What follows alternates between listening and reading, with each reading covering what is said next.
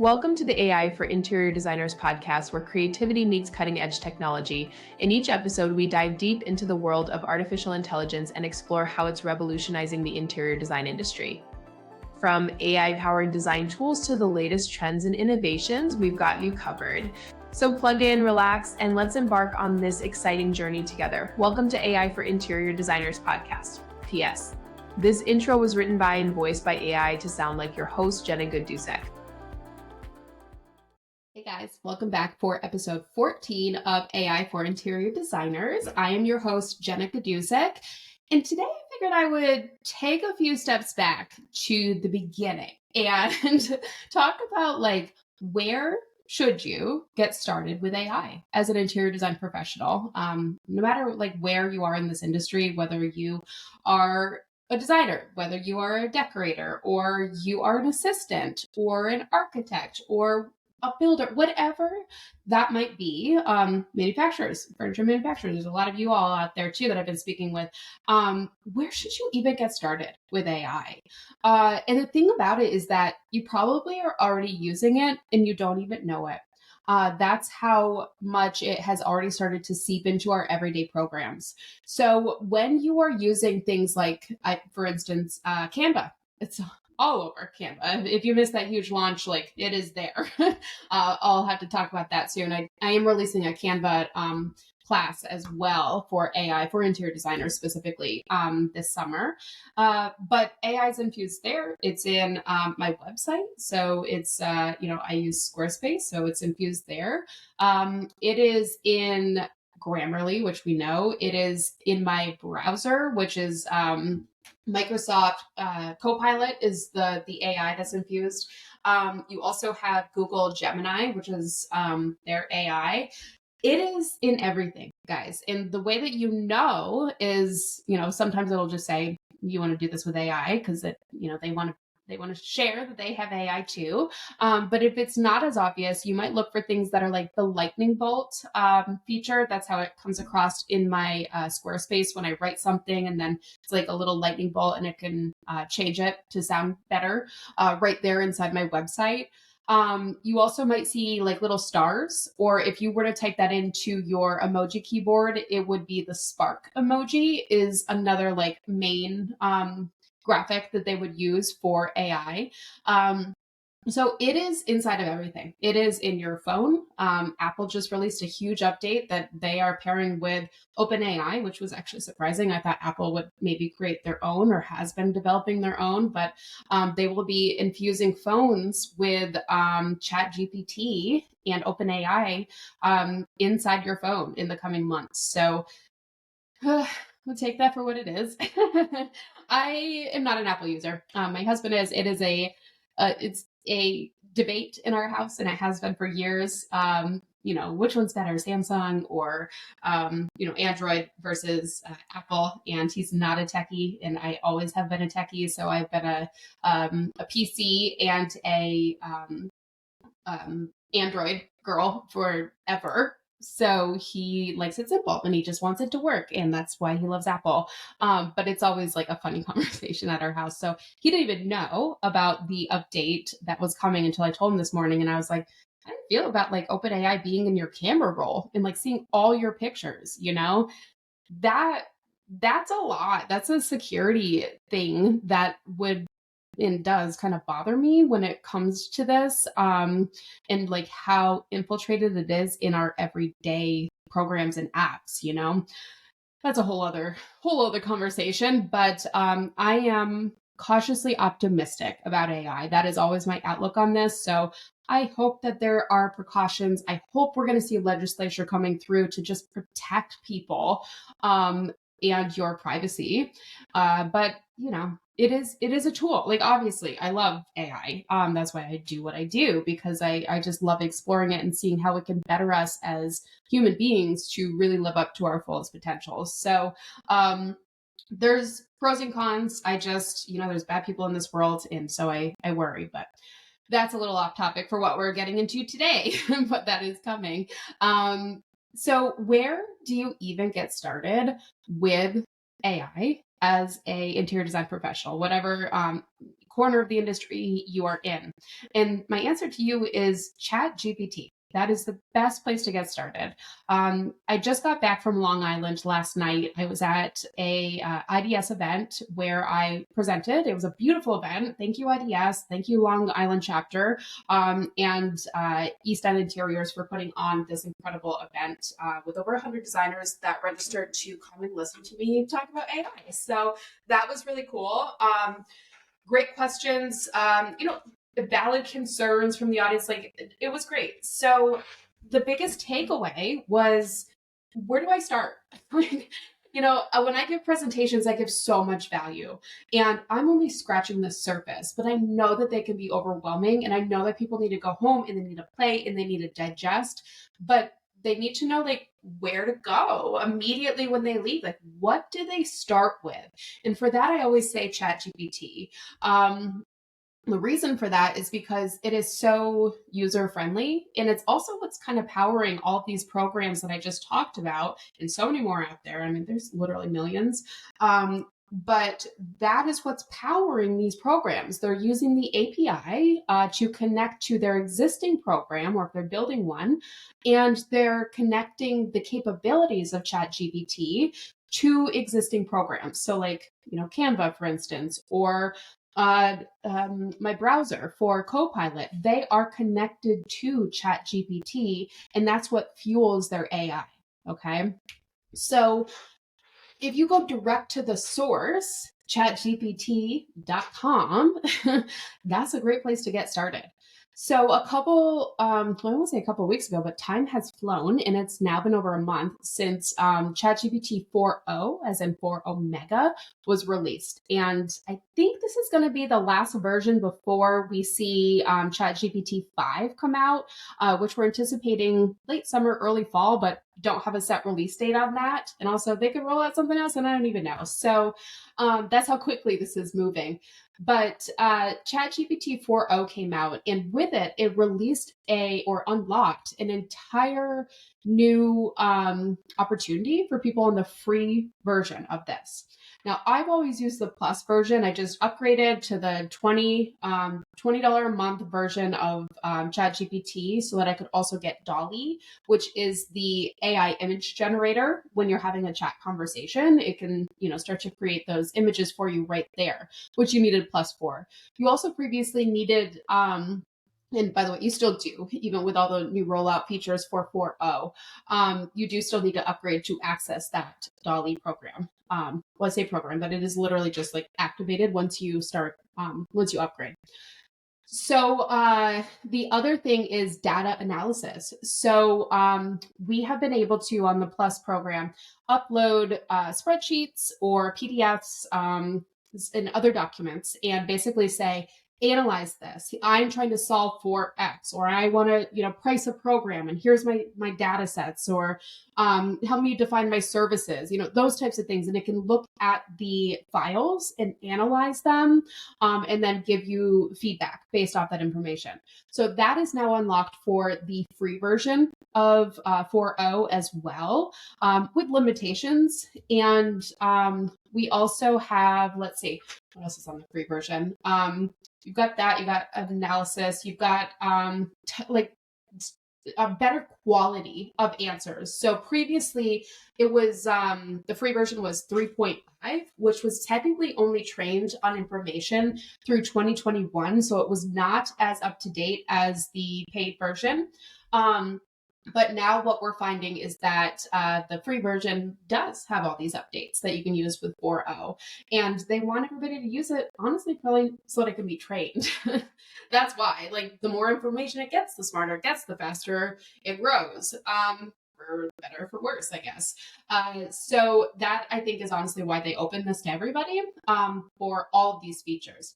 Now, on the Plus version, you just get more. You get 5 times faster. It's super fast now, but you get 5 times more conversation.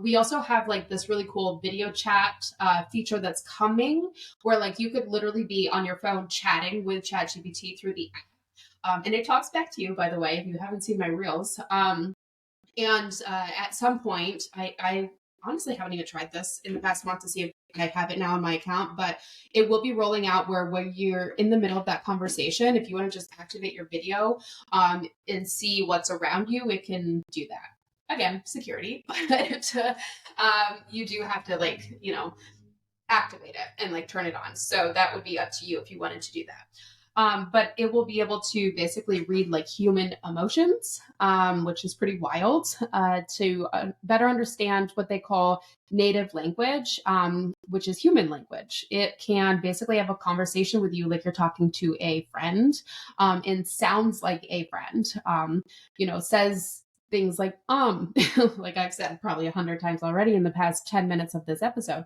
But that's what humanizes, right? So we're going to be seeing a lot more human conversation with these new updates, and a lot more just chat, voice chat, which is really great. So I like that. I don't like to type out everything. Sometimes I just want to have a conversation. And soon you'll actually even be able to interrupt the conversation. So you're having the chat with your GPT, you say something, maybe you want to cut them off real quick because they will just list everything. You can do that soon, if not already, with this new version.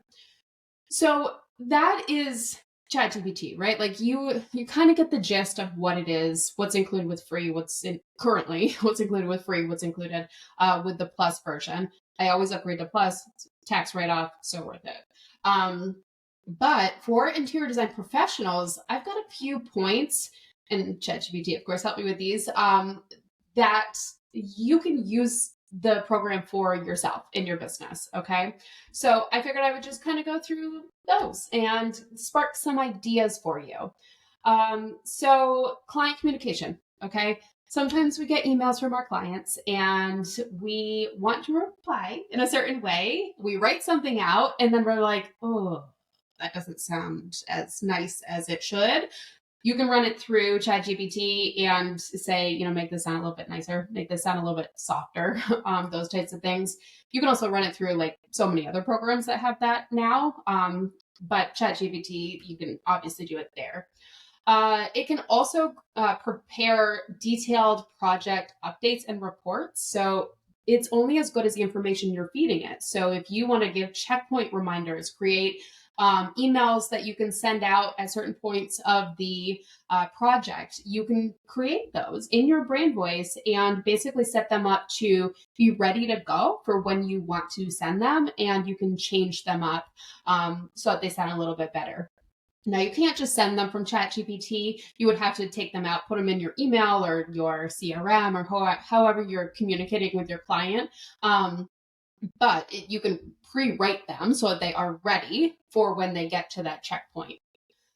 The other thing is creating engaging social media posts. So if you've heard some of my episodes before, you know that I've created a ton of bots, GPTs that are trained to do one task and to do that one task very, very well. So when it comes to social media, one of the first GPTs that I built is my hashtag guru. And that's just because I am challenging myself to post to Instagram every day this year with an AI inspired image, just to kind of show designers and other people to inspire what you can do with AI. So that's just kind of a thing that I've challenged myself to do. I am here halfway through the year and have posted every single day. So the only way that I would be able to do that is if I had this ChatGPT, because after I create an image, what I train this GPT to do is to spit out 30 relevant hashtags to what it sees in the picture.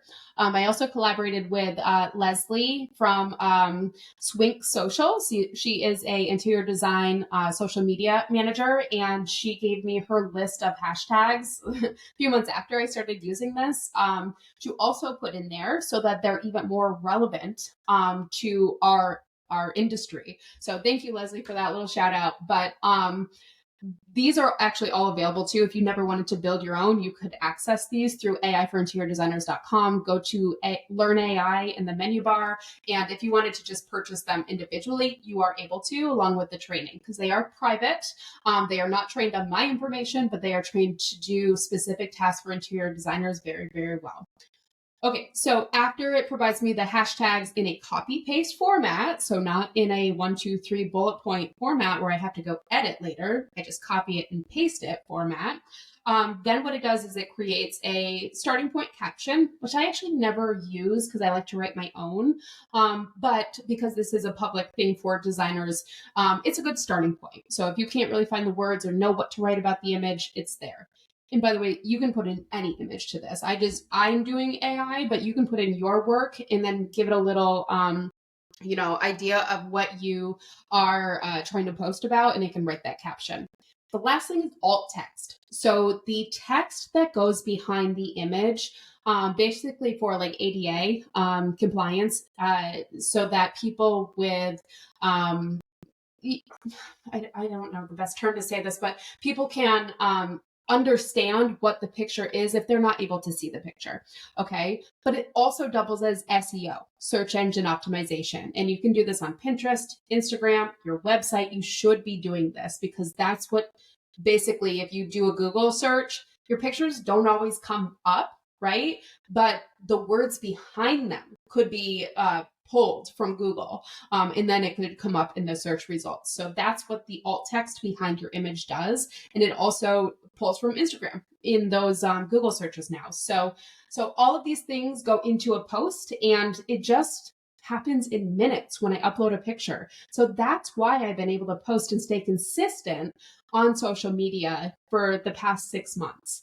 And honestly, the results have been incredible for me personally, but I mean, everybody's different. So that's just one way that I use ChatGPT to streamline my process that is not really design related, but is a necessity to business. When we are talking about design inspiration though, and using ChatGPT, I've built a design assistant for this. There's other episodes on that. I highly recommend you listen to that, whether you're going to build your own or if you want to use mine. You can kind of understand like how I've created a workflow to start to create images for color schemes, mood boards, flat lays, furniture styles. Like if you're creating your own furniture lines, you could do mock-ups like that. I use seamless textures in there, though they're not as great as Midjourney. But you can really start to establish decor and design styles.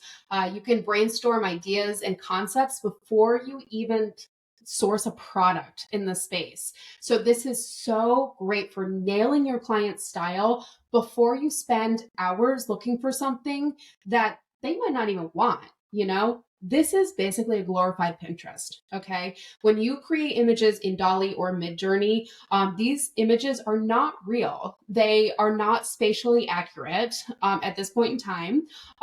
They are used for ideation and to understand the client's style and different components that you might want to put into the space. And then the design professional executes it, right? So like we can pull all the ideas from Instagram and Pinterest like before. We've been doing that for years, but now if we've got an idea, instead of rendering that idea, which I would typically do before this, and if I don't want to scour Pinterest for hours to try and find something that looks like it, I'll just put in the words and I'll just create it and then show my client and say, hey, this is what I have in mind. Do you like it? You know, should we move forward with this?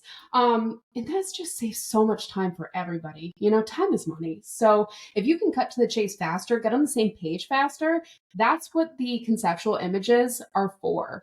Creating, color palettes for the space. Like, what if you're totally off base? Even if the client gives you their ideas in your onboarding sequencing, and they select certain images and they select certain color palettes, but then when it comes down to it, you design the space, they're like, that's not what I wanted.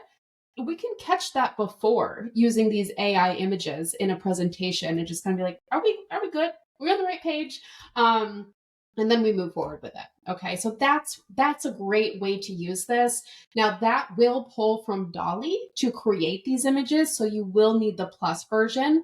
And a little pro tip for you, if you're creating images in Midjourney, if in Dolly, you can actually click the image, make it large in your ChatGPT thread, and then there's a little eye with a circle around it.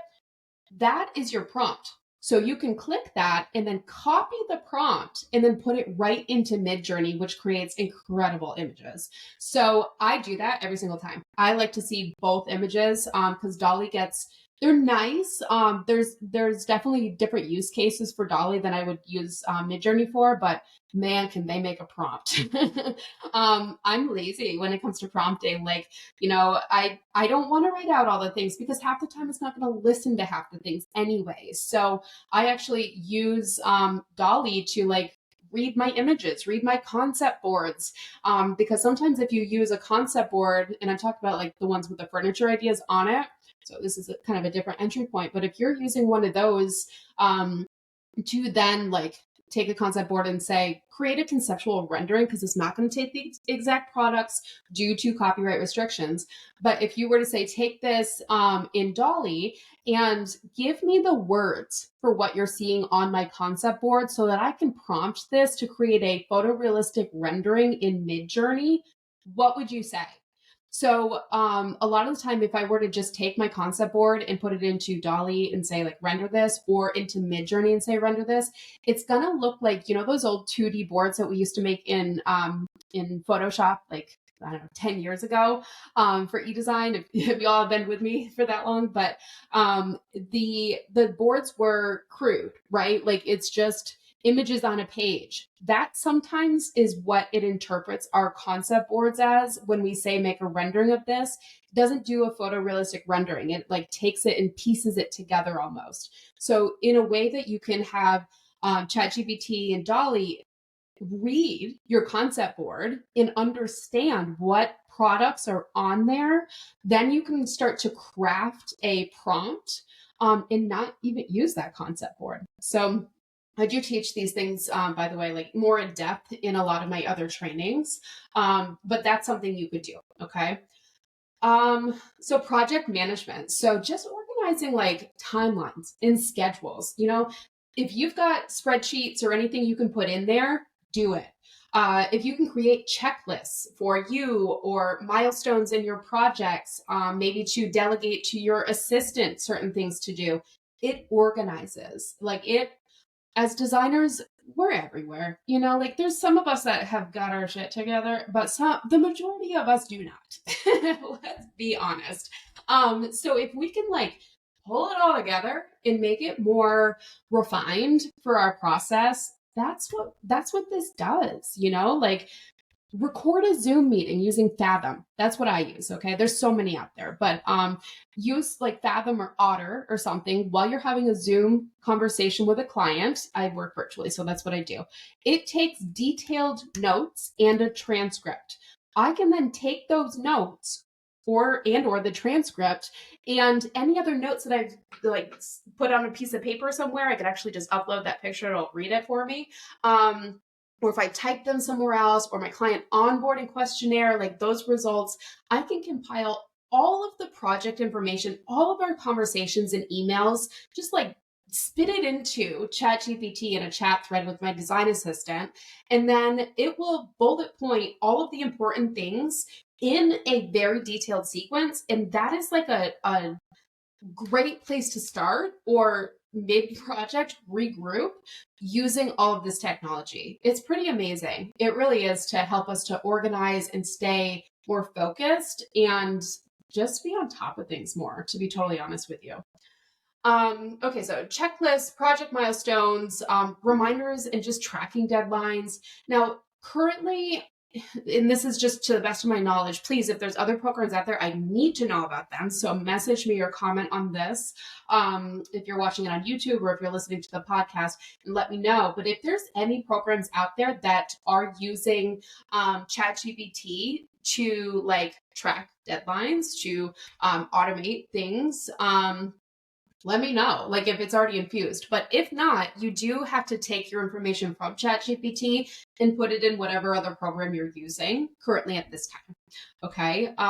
So there's going to be a lot coming out. I know there's a lot in development where like it's a one-stop shop because, like I said in the beginning, everything's kind of infused with AI, and it's a rat race to get their existing programs with a more intense version or a more streamlined version using AI features. Okay, so customer support. So if you get the same question over and over and over again, maybe this is on social media. I use ManyChat for my social media. But if you get the same question over and over again, you can automate replies to your frequently asked questions. So maybe it's just like, I get this question, here's the answer, how should I say this back?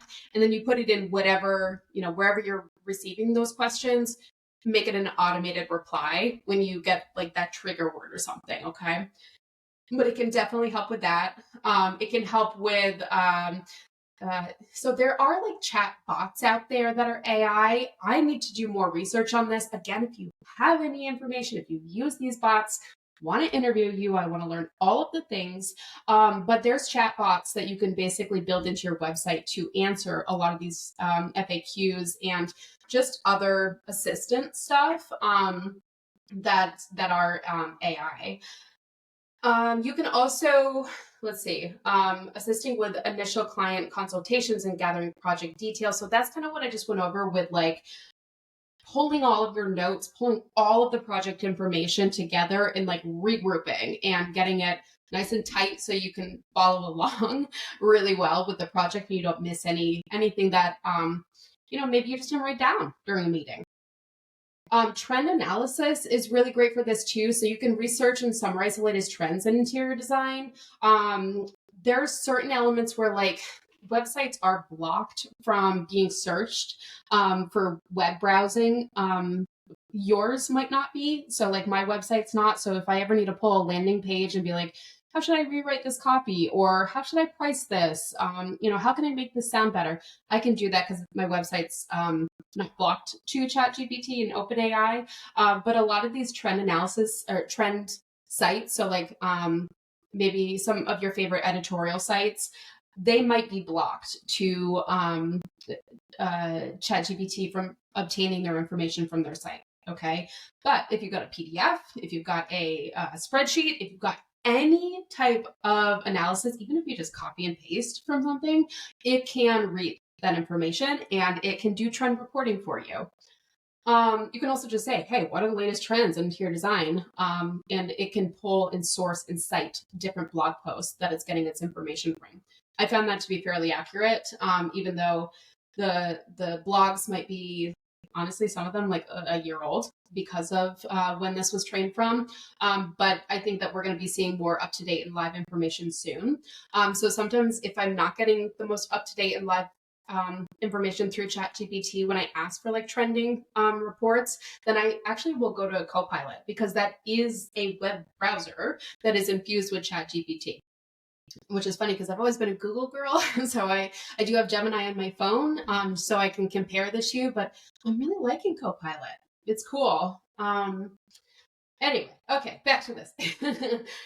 So if you ever do postmortems of your projects, this is also a great way to run those things and provide insight in customer preferences. Like how can you do something better in the future? Like it's really great to run your final stuff from a project through so that you can better understand where you can improve in the future, and maybe ChatGPT can help with those improvements in the future. I just shared this to my to a reel yesterday, I want to say, but I created a reel about when I use my design assistant and I like create all these AI images for inspiration. What I've trained it to also do is give me links to good, better, best situations for different products. So again, not all of them are accurate and up to date. Like some of them are just obsolete products at this point, totally out of stock because it's not really connected live. But what it can do is give me a full list of ideas for lookalike products. Remember, it's copyright restrictions, so not actual products, but things that look like what it sees in images that you provide or AI images that it's generating. Okay. So it can basically like reverse image search like Google, but come out with good, better, best. So like really dive deep and then give you links, give you product names to both the retail side of things and the trade side. That's what I trade mine on. To also look at trade resources, which are locked sites to just regular people, right? If you're not a designer, you can't get into that site. So if you have your account there, perfect. Like you just honed in on a certain style of sofa immediately without having to scour that website for hours. I think this is beneficial. Some people might argue that, well, what stops people from hiring a designer if they can just do this and get a full list of products? Sure, they can, but they're going to be shopping at IKEA, Wayfair, Pottery Barn, retail sites that are lower end, right? So if you're into affiliates and you're doing that type of thing, that might be a solution for you.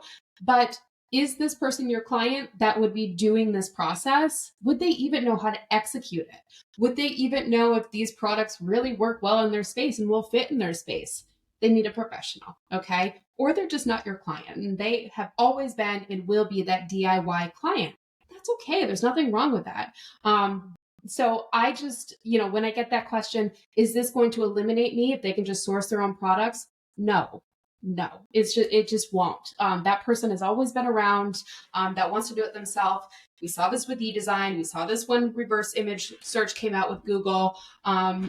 It is what it is. And there's those people out there that want to cut those corners, but good luck to you is what I have to say. They are just, it's a certain niche there. Okay, so that's something that you could do with like requesting suppliers. You can research materials. If for me, I was at a design school in 2010. So like just staying up to date on like the best materials for certain projects. It's helpful, honestly, to just confirm that like, okay, that's good for the bathroom. I can use that on the walls or whatever. Or the floor, and it's just kind of find the validity in all of the materials that we're selecting. Okay, so it can also give you advice on like different software and tools, but like I said, it's not always up to date. So come to me. I'll let you know. I'll let you know what the latest and greatest are for AI for interior designers. But with that being said, this is the best place to start. Okay, ChatGPT, whether you want to go through those things that I just said and explore how that could look for you, whether you're doing it on the free version or you've upgraded to the plus version, it's a good place to start. Now, when I was at the event yesterday, somebody said, where do I get started? Like, this seems so daunting. And I'm like, go open the app, open ChatGPT, start a conversation. You can do this while you're, voice clipping to it. Open your refrigerator and say, here's what I have in my refrigerator. Here might be some dietary restrictions. I've got a 2-year-old super picky, whatever. What should I make for dinner? And it will come up with recipes and it will come up with ideas for you based off of what you have in your fridge. Okay. So if this whole business side of this seems just like, oh my gosh, like this is a lot, just have fun with it and ask it about everyday things. The other way that I've heard other people using it is if you're driving and you want to put on the voice activated feature on your phone in the app, you could have conversations with it, right? Or you can just do the like voice to text option too. And you can take notes. So for me, sometimes my best ideas come when I'm driving or when I'm out for walks or riding my Peloton or something. So if you can just like on the go say these things and then maybe like have it brainstorm some ideas with you, maybe some new services, maybe a workshop you want to put together, those types of things, it can help you with that on the go. You don't need to take notes. You just talk. So if you're going to take anything away from today's episode, don't be afraid. Okay. Like, sometimes I get the question, like, how do I even talk to it?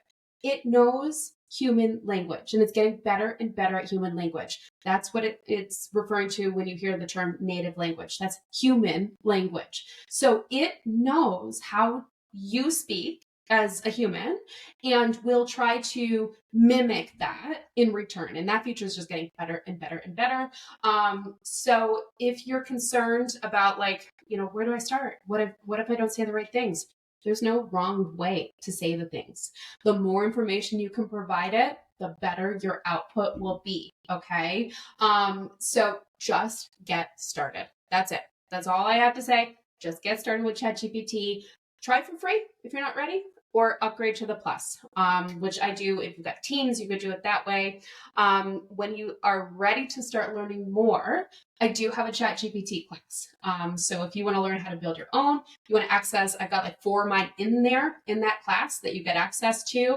That is available. Okay. It's also part of the AI Expert Studio, where you can unlock all my classes for a low monthly cost, or you could just get your full access to the class and all the quarterly updates. So every single core class that I offer for AI and for interior designers, there's also a quarterly update class, because I find it silly to just like purchase a one-time class when AI is moving so quickly. So whether it's AI ChatGPT, Dolly class, Midjourney class, or AI and print on demand. Also, the Canva class is coming out this summer. In the fall, I have a Adobe Firefly and generative text with Photoshop. Generative fill with Photoshop class coming out. All of them will also have quarterly updates that are live and you can attend. Okay. They are all self-paced if you're curious about that. So all the trainings in there, there's full recordings from other like live classes that you can watch. So much information. And I do try and keep them as up to date as possible with how quickly things are moving. Okay. So that's available at AIforinteriordesigners.com. If you've got any questions, shoot me an email, Jenna@AIforinteriordesigners.com. And I'll be back next week with more AI. So thank you all for listening. I hope this was helpful to get started. And I'll catch you next week. All right. Bye. Thanks for listening to today's episode of the AI for Interior Designers podcast. Don't forget to subscribe to this channel and tune in next week for more AI tips for your design business. See you next time.